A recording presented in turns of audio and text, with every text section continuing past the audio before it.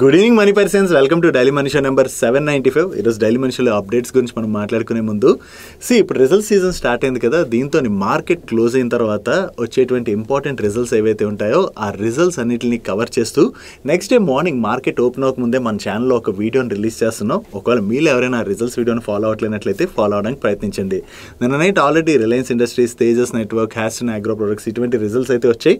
వాటిని కవర్ చేసి ఈరోజు మార్నింగ్ 7:15 ఆ టైంకి రిలీజ్ చేసాం. ఒకవేళ చూడలేనట్లయితే ఆ వీడియోని చూడండి. అండ్ ఎవ్రీ డే మీకు రిజల్ట్స్ సీజన్ అయ్యే వరకు ఇటువంటి వీడియోస్ వస్తాయి, మర్చిపోకుండా ఫాలో అవడానికి ప్రయత్నించండి. అండ్ ఈరోజు డైలీ మనిషిలో మార్కెట్లో ఉన్న ఇంపార్టెంట్ అప్డేట్స్ అండ్ రిజల్ట్స్ని క్విక్గా డిస్కస్ చేసేద్దాం.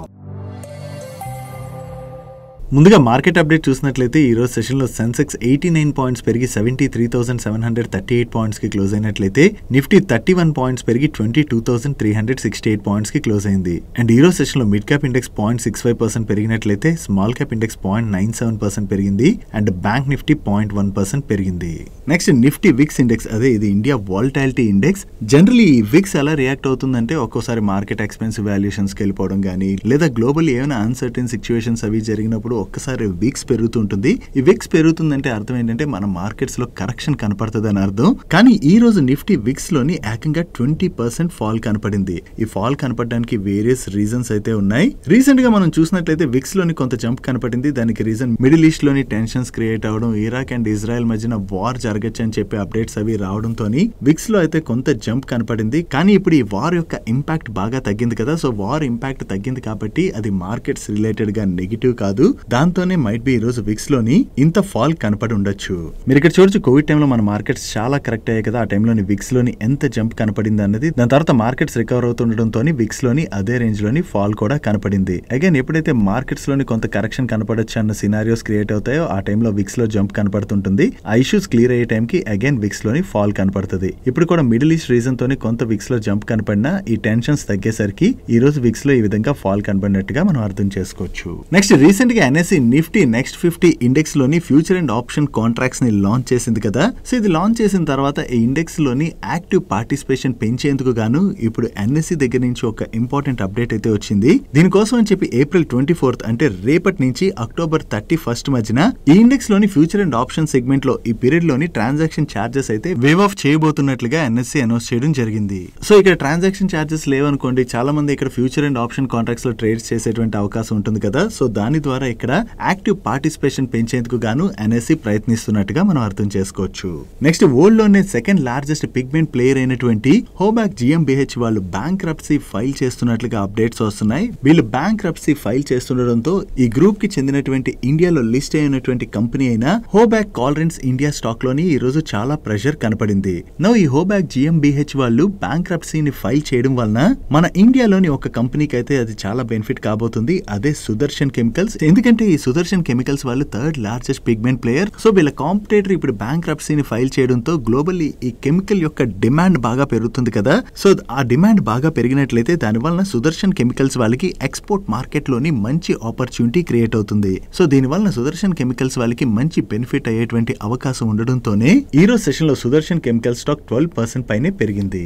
నెక్స్ట్ అదానీ గ్రూప్ లో ఇన్వెస్ట్ చేసినటువంటి 12 of sure funds SEBI disclosure rules ఏవైతే ఉంటాయో వాటిని బ్రీచ్ చేసినట్లుగా సెబీ ఫైండ్ అవుట్ చేసిందని చెప్పి రూటర్స్ వాళ్ళు రిపోర్ట్ చేస్తున్నారు. జనరల్లీ మన ఇండియన్ కంపెనీస్ లోని ఎఫ్పిఐ ఇన్వెస్ట్మెంట్ లిమిట్స్ ఉంటాయి కదా, ఆ లిమిట్ అయితే వీళ్ళు క్రాస్ చేశారని, ఇలా క్రాస్ చేయడమే కాకుండా డిస్క్లోజర్ రెగ్యులేషన్స్ కూడా వీళ్ళు బ్రీచ్ చేసినట్లుగా సెబీ ఫైండ్ అవుట్ చేసిందని చెప్పి రూటర్స్ వాళ్ళు వాళ్ళ సోర్సెస్ ద్వారా తెలిసిన ఇన్ఫర్మేషన్ ని షేర్ చేస్తున్నారు. నో సెబీ అయితే ఈ 12 ఆఫ్ షోర్ ఫండ్స్ లోని ఒక ఫండ్ కి అండ్ అదానీ గ్రూప్ కు ఉన్నటువంటి రిలేషన్ రిలేటెడ్ గా ఇన్వెస్టిగేషన్ కూడా జరపబోతుందని చెప్పి వీళ్ళు షేర్ చేయడం జరిగింది. ఇది సోర్సెస్ ద్వారా తెలిసినటువంటి ఇన్ఫర్మేషన్ మాత్రమే. ఇప్పటి వరకు దీని రిలేటెడ్ గా అదానీ గ్రూప్ దగ్గర నుంచి ఎటువంటి రెస్పాన్స్ రాలేదు. చూడాలి అదానీ గ్రూప్ గానీ సెబీ గానీ దీని రిలేటెడ్ గా ఏమైనా రెస్పాండ్ అవుతుందేమో. Next Mahindra and Mahindra Financial Services వాళ్ళ రిలేటెడ్ గా ఒక ఇంపార్టెంట్ అప్డేట్ ఉన్నది. ఈ Mahindra and Mahindra Financial Services వాళ్ళు యాక్చువల్లీ ఈ రోజు వాళ్ళ Q4 రిజల్ట్స్ ని పోస్ట్ చేయాలి, కానీ ఈ రిజల్ట్స్ ని వీళ్ళు పోస్ట్ పోన్ చేయడం జరిగింది. ఈ రిజల్ట్స్ ని పోస్ట్ పోన్ చేయడానికి వీళ్ళు చెప్తున్నటువంటి రీజన్ ఏంటంటే వీళ్ళకి చెందినటువంటి నార్త్ ఈస్ట్ బ్రాంచెస్ లోని ఒక ఫ్రాడ్ డిటెక్ట్ అయినట్టుగా వీళ్ళు షేర్ చేస్తున్నారు.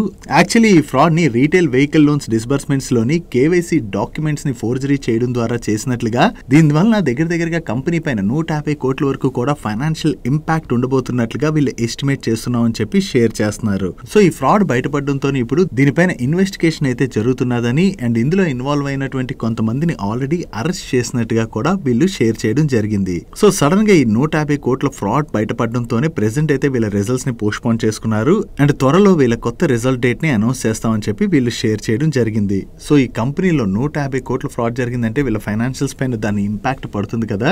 సో ఇది కంపెనీ రిలేటెడ్ గా నెగటివ్. దాంతోనే ఈ రోజు సెషన్ లో Mahindra and Mahindra financial services stock లోని ప్రెషర్ కనపడింది.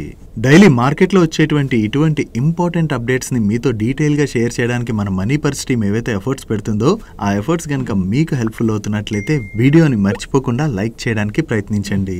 నెక్స్ట్ గ్లోబల్ స్పిరిట్స్ వాళ్ళ రిలేటెడ్ గా ఒక పాజిటివ్ అప్డేట్ ఉన్నది. ఈ గ్లోబల్ స్పిరిట్స్ వాళ్ళకి ఉత్తరప్రదేశ్ లోని కొత్తగా సెటప్ చేసినటువంటి యూనిట్ లోని ఇప్పుడు 25,000 cases per line per month bottling capacity యొక్క కమర్షియల్ ప్రొడక్షన్ ని నిన్న స్టార్ట్ చేయడం జరిగింది. ఆల్రెడీ యూనిట్ లోని వీళ్ళు టెట్రా ప్రొడక్షన్ అయితే చేస్తున్నారు. ఇప్పుడు కొత్తగా ఈ బాటిలింగ్ కెపాసిటీని కూడా వీళ్ళు స్టార్ట్ చేయడం జరిగింది. టోటల్ గా ఈ క్యాపెక్స్ కి వీళ్ళు 38 crores ఇన్వెస్ట్ చేసినట్లుగా, దీనిలో majority portion of the investment వీళ్ళు ఇంటర్నల్ ఎక్యూరల్స్ ద్వారా అరేంజ్ చేసామని అండ్ రిమైనింగ్ 15 crores అయితే టర్మ్ లోన్ ద్వారా అరేంజ్ చేసినట్టుగా వీళ్ళు షేర్ చేస్తున్నారు. సో న్యూ కెపాసిటీ ఎడిషన్ ఏదైతే వీళ్ళకి జరిగిందో అది కంపెనీ రిలేటెడ్ గా మనం పాజిటివ్ గా అర్థం చేసుకోవచ్చు. నెక్స్ట్ పిఎస్యు కంపెనీ అయినటువంటి ఎన్బిసిసి వాళ్ళు వాళ్ళ ఫైనాన్షియల్ ఇయర్ 24 పెర్ఫార్మెన్స్ రిపోర్ట్ ని రిలీజ్ చేయడం జరిగింది. ఈ ఫైనాన్షియల్ ఇయర్ లోని వీళ్ళ కన్సాలిడేటెడ్ బేసిస్ లోని 23,500 crores వర్త్ న్యూ ఆర్డర్స్ ని విన్ అయ్యారు. లాస్ట్ ఫైనాన్షియల్ ఇయర్ లో మనం చూసినట్లయితే వీళ్ళు 6,700 crores వర్త్ ఆర్డర్స్ ని విన్ అవడం జరిగింది. సో లాస్ట్ ఫైనాన్షియల్ ఇయర్ తో కంపేర్ చేస్తే ఈ ఫైనాన్షియల్ ఇయర్ లో వీళ్ళు విన్ అయినటువంటి ఆర్డర్స్ లోని ఏకంగా 250% గ్రోత్ డెలివర్ చేశారు. ఇది వీళ్ళ all time high sales record గా వీళ్ళు షేర్ చేయడం జరిగింది. సో ఈ ఫైనాన్షియల్ ఇయర్ లోని వీళ్ళ సేల్స్ లో ఇంత మంచి గ్రోత్ డెలివర్ చేశామని చెప్పి ఈ అప్డేట్ ని రిలీజ్ చేయడంతోనే ఈ రోజు సెషన్ లో ఎన్బిసిసి స్టాక్ పాజిటివ్ గా రియాక్ట్ అయింది. నెక్స్ట్ మాస్టెక్ వాళ్ళు సౌదీ అరేబియాకి చెందినటువంటి యన్బున్ సిమెంట్ కంపెనీ దగ్గర నుంచి కొత్తగా ఒక డీల్ ని విన్ అయ్యారు. యాక్చువల్లీ మాస్టెక్ వాళ్ళు ఈ కంపెనీకి 2022 నుంచి digital and cloud transformation related గా సర్వీసెస్ అయితే ఆఫర్ చేస్తున్నారు. ఇప్పుడు దీని సెకండ్ ఫేజ్ లో భాగంగా మాస్టెక్ వాళ్ళు ఐఓటీ అండ్ ఒరాకెల్ క్యాపబిలిటీస్ ని యూజ్ చేయడం ద్వారా ఈ కంపెనీ యొక్క ఫ్రంట్ ఆఫీస్ ఆపరేషన్స్ ని స్ట్రీమ్ లైన్ చేయడంతో పాటుగా వీళ్ళ ప్రొడక్షన్ ప్రాసెస్ ని కూడా ఆప్టిమైజ్ చేయబోతున్నట్లుగా వీళ్ళు షేర్ చేయడం జరిగింది.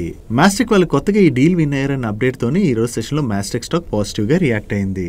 నెక్స్ట్ ఆర్తి డ్రగ్స్ వాళ్ళ రిలేటెడ్ గా ఒక నెగిటివ్ అప్డేట్ ఉన్నది. వీళ్ళ సబ్సిడరీ కంపెనీ అయినటువంటి Pinnacle life sciences private limited కి హిమాచల్ ప్రదేశ్ లో ఉన్నటువంటి ఫార్ములేషన్ మ్యానుఫ్యాక్చరింగ్ ఫెసిలిటీలోని యుఎస్ ఎఫ్డిఏ వాళ్ళు ఈ ఏప్రిల్ 16th నుంచి 22nd మధ్యన ఇన్స్పెక్షన్ కండక్ట్ చేశారు. ఈ ఇన్స్పెక్షన్ ముగియడంతో వీళ్ళకి ఇప్పుడు యుఎస్ ఎఫ్డిఏ ఫార్మ్ 483 తోని 5 ఇన్స్పెక్షనల్ అబ్జర్వేషన్స్ ని ఇష్యూ చేయడం జరిగింది.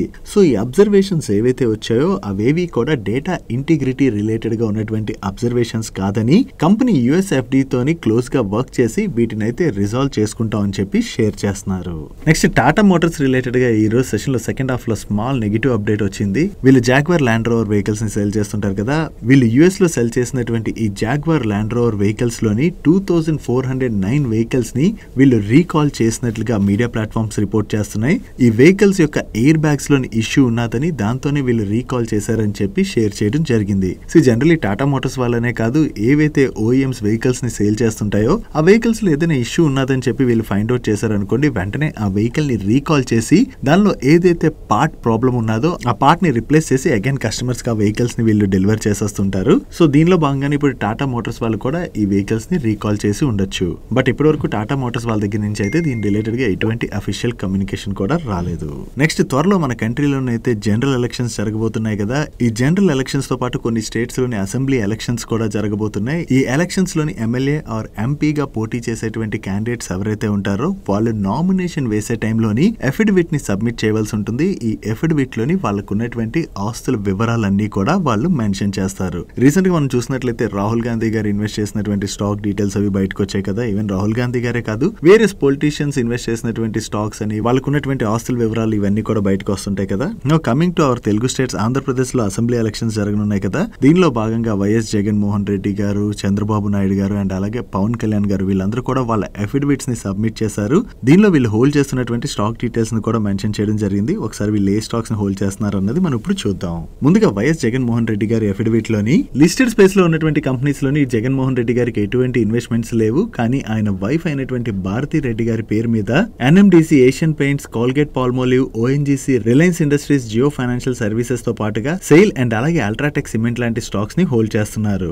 అండ్ వైఎస్ హర్షిని రెడ్డి గారి పేరు మీద State Bank of India, Sanofi India, Asian Paints and అలాగే గ్లాక్సో స్మిత్ లాంటి స్టాక్స్ ని హోల్డ్ చేస్తున్నారు. అండ్ వైఎస్ వర్ష రెడ్డి గారి పేరు మీద Zensar Technologies, Sanofi, Asian Paints, Glaxo Smith, Reliance Industries and Jio Financial services లాంటి స్టాక్స్ ని హోల్డ్ చేస్తున్నారు. And coming to Nara Chandrababu Naidu గారి ఇన్వెస్ట్మెంట్స్, ఈయన వాళ్ళ వైఫ్ భువనేశ్వరి గారి పేరు మీద లిస్టెడ్ స్పేస్ లోని heritage foods and bank of Baroda లాంటి స్టాక్స్ ని హోల్డ్ చేస్తున్నారు. And coming to Pawan Kalyan గారి అఫిడవిట్, ఈయనకి లిస్టెడ్ స్పేస్ లోని స్టాక్స్ లో ఇన్వెస్ట్మెంట్స్ లేవు, కానీ ఈయన మ్యూచువల్ ఫండ్స్ లోని Franklin Templeton India CBF plan లోనైతే ఇన్వెస్ట్మెంట్ చేయడం జరిగింది. జస్ట్ మనం ఇప్పుడు స్టాక్స్ గురించి మాట్లాడుకున్నాం, ఇంకా వీళ్ళకి ఎఫ్డీస్ లోని అలాగే కొన్ని ల్యాండ్స్, ప్రాపర్టీస్, ఇటువంటి ఇన్వెస్ట్మెంట్స్ అన్ని ఉంటాయి కదా, అవన్నీ కూడా ఈ అఫిడవిట్స్ లోని మెన్షన్ చేస్తూ ఉంటారు. ఇలా వీళ్ళదే కాదు, ఇండియా వైడ్ ఎలక్షన్స్ లో పోటీ చేసేటువంటి ఎవరిదైనా సరే వాళ్ళ ఇన్వెస్ట్మెంట్స్ కావచ్చు, ప్రాపర్టీ కావచ్చు, ఇటువంటి డీటెయిల్స్ అన్ని తెలుసుకోవాలనుకున్నట్లయితే మీకు ఇక్కడ కనపడుతున్నటువంటి election commission of India website ఉన్నది కదా, ఈ వెబ్సైట్ లోకి వెళ్ళి మనం ఏ స్టేట్ రిలేటెడ్ గా ఇన్ఫర్మేషన్ కావాలనుకుంటున్నామో ఆ స్టేట్ ని సెలెక్ట్ చేసుకుని, అండ్ అలాగే ఆ కాన్స్టిట్యున్సీ ఉంటుంది కదా, ఆ కాన్స్టిట్యున్సీ ఏ కాన్స్టిట్యున్సీలో ఉన్నటువంటి వ్యక్తుల ఎఫిడవిట్ మీరు చూడాలనుకుంటున్నారో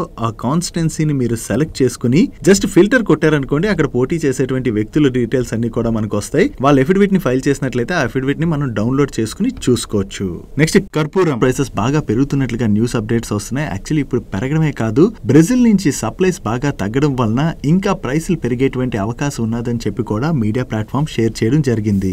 ఒకవేళ ఈ కర్పూరం ప్రైసెస్ ఇంకా ఎక్కువగా పెరిగినట్లయితే అది కాంచీ కర్పూరం వాళ్ళ రిలేటెడ్ గా పాజిటివ్. దాంతో ఈ రోజు సెషన్ ఈ స్టాక్ 18% పైనే పెరిగింది. ఈవెన్ కాంచీ కర్పూరం వాళ్ళతో పాటుగా మంగళం ఆర్గానిక్స్ వాళ్ళకి కూడా ఇది చాలా పాజిటివ్. దాంతో మంగళం ఆర్గానిక్ స్టాక్ కూడా 20% పెరిగింది. వీళ్ళతో పాటు ఓరియంటల్ ఆరోమేటిక్స్ రిలేటెడ్ గా కూడా పాజిటివ్ అప్డేట్. దీంతో ఈ స్టాక్ కూడా ఈ రోజు సెషన్ లో 20% పెరిగి అప్పర్ సర్క్యూట్ లో లాక్ అయిపోయింది. Next government of India PLA ACC scheme లో భాగంగా 10 గిగావాట్ అవర్ కెపాసిటీ తోని advance chemistry cell manufacturing facilities ని సెటప్ చేసేందుకు గాను టెండర్స్ అయితే ఇన్వైట్ చేయడం జరిగింది. ఈ టెండర్స్ లోని బిడ్ సబ్మిషన్ డేట్ ముగియడంతో టోటల్ గా గవర్నమెంట్ కి ఇప్పటికి 7 బిడ్స్ అయితే రిసీవ్ అయ్యాయి. దీనిలోని Amar Raja advanced cell technologies private limited, Reliance Industries limited, JSW new energy limited and Waaree engineers limited తో పాటుగా రిమైనింగ్ ఎవరెవరు బిడ్ సబ్మిట్ చేశారన్నది మీరు ఇక్కడ స్క్రీన్ పై చూడొచ్చు. టోటల్ గా గవర్నమెంట్ ఆఫ్ ఇండియా 10 GWH కెపాసిటీకి బిడ్స్ ని ఇన్వైట్ చేసినట్లయితే గవర్నమెంట్ కి 70 GWH క్యుములేటివ్ కెపాసిటీకి బిడ్స్ అయితే రిసీవ్ అయ్యాయి. ఫైనల్లీ ఎవరు దీనిలో బిడ్స్ ని విన్ అవుతారు అన్నది మనం చూడాలి.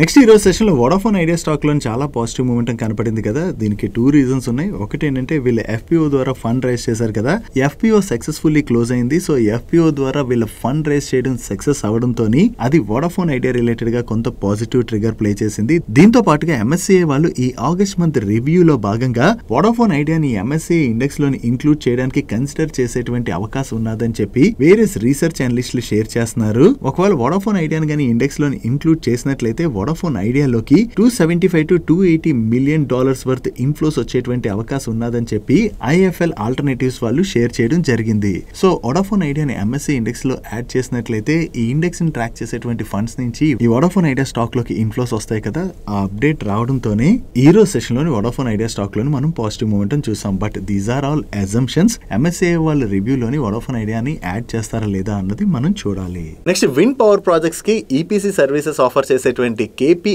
ఎనర్జీ లిమిటెడ్ వాళ్ళకి బత్వారీ టెక్నాలజీస్ ప్రైవేట్ లిమిటెడ్ అనేటువంటి కంపెనీ నుండి గుజరాత్ లోని 9 మెగావాట్ విండ్ పవర్ ప్రాజెక్ట్ ని డెవలప్ చేసేందుకు గాను క్యాప్టివ్ పవర్ సెగ్మెంట్ లోని ఆర్డర్ రావడం జరిగింది. అండ్ ఈ ప్రాజెక్ట్ ని వీళ్ళు స్టేట్ ట్రాన్స్మిషన్ యూటిలిటీ నెట్వర్క్ కి కనెక్ట్ చేయనున్నారు. అండ్ దీన్ని ఫైనాన్షియల్ ఇయర్ 24-25 లోని కంప్లీట్ చేయవలసి ఉన్నది. నిన్న వీళ్ళ రిజల్ట్స్ వచ్చాయి. అండ్ ఈ రిజల్ట్స్ తో పాటు ఇప్పుడు వీళ్ళకి ఆర్డర్ వచ్చిందన్న అప్డేట్ తోనే ఈ రోజు సెషన్ లోని KP energy limited stock positive గా రియాక్ట్ అయింది.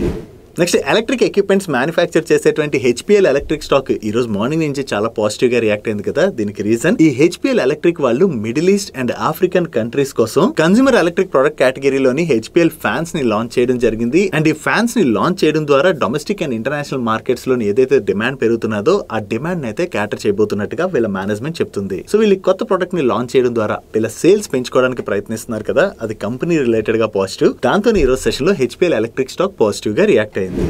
నెక్స్ట్ ఫుట్వేర్ ప్రొడక్ట్స్ మ్యానుఫ్యాక్చర్ చేసేటువంటి రెడ్ టేప్ వాళ్ళకి మహారాష్ట్ర థానేలోని ఒక కొత్త వేర్ హౌస్ ఉన్నది. ఈ వేర్ హౌస్ లోని ఇప్పుడు వీళ్ళు ఆన్లైన్ ఆపరేషనల్ యాక్టివిటీని స్టార్ట్ చేశారు. సో ఈ ఆన్లైన్ ఆపరేషనల్ యాక్టివిటీని స్టార్ట్ చేయడం ద్వారా ఎవరైతే ఆన్లైన్ లోని షాపింగ్ చేస్తారో వాళ్ళ డెలివరీస్ అయితే వీళ్ళు ఫుల్ఫిల్ చేయనున్నారు. అండ్ ఈ న్యూ వేర్ హౌస్ లోని 60,000 స్క్వేర్ ఫీట్ ఏరియా ఉన్నది. ఇక్కడ నుంచి ఆన్లైన్ ఆపరేషనల్ యాక్టివిటీని స్టార్ట్ చేయడం ద్వారా ఆన్లైన్ లో కూడా వీళ్ళ సేల్స్ ని పెంచుకోవడానికి ప్రయత్నిస్తున్నారు కదా. ఇది కంపెనీ రిలేటెడ్ గా పాజిటివ్. దాంతోనే ఈ రోజు సెషన్ లో స్టాక్ పాజిటివ్ గా రియాక్ట్ అయింది. నెక్స్ట్ హెవీ ఇంజనీరింగ్ వర్క్స్ చేసేటువంటి పటేల్ ఇంజనీరింగ్ వాళ్ళు QIP రూట్ లో 500 crores ఫండ్ రైజ్ చేయబోతున్నట్టుగా ప్రీవియస్ గానే అనౌన్స్ చేశారు కదా. ఈ QIP April 22 అంటే నిన్న ఓపెన్ అయింది. అండ్ ఈ QIP యొక్క ఫ్లోర్ ప్రైస్ ని వీళ్ళు 59 రూపీస్ 50 పైసా పర్ షేర్ గా ఫిక్స్ చేయడం జరిగింది. అండ్ దీనిపైన ఫర్దర్ గా వీళ్ళు 5% డిస్కౌంట్ ఆఫర్ చేసేటువంటి అవకాశం ఉంది. ఈ QIP ద్వారా వీళ్ళు ఏవైతే ఫండ్స్ రైజ్ చేస్తారో ఆ ఫండ్స్ ని వీళ్ళ గ్రోత్ రిలేటెడ్ గా అది యూజ్ చేసేటువంటి అవకాశం ఉన్నది. నెక్స్ట్ సారిగామా వాళ్ళు రిలేటెడ్ గా ఒక నెగిటివ్ అప్డేట్ ఉన్నది. ఈ సారిగామా వాళ్ళు ఇంపోర్ట్ చేసుకున్నటువంటి కొన్ని గూడ్స్ రిలేటెడ్ గా ఇప్పుడు కస్టమ్స్ డిపార్ట్మెంట్ దగ్గర నుంచి వీళ్ళకి 23 crores వర్త్ డిమాండ్ ఆర్డర్ వచ్చింది. అండ్ దీనిపైన వీళ్ళకి 36 crores పెనాల్టీని కూడా విధించారు.